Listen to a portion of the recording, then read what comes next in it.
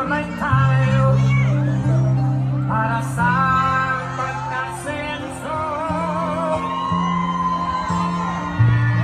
Ikaw at ako, tayong lahat kailan ito. Ano ang sigaw ng mamamayang Pilipino?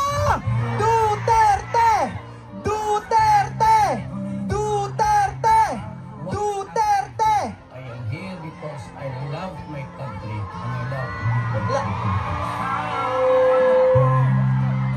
Tayong lahat kailan ito.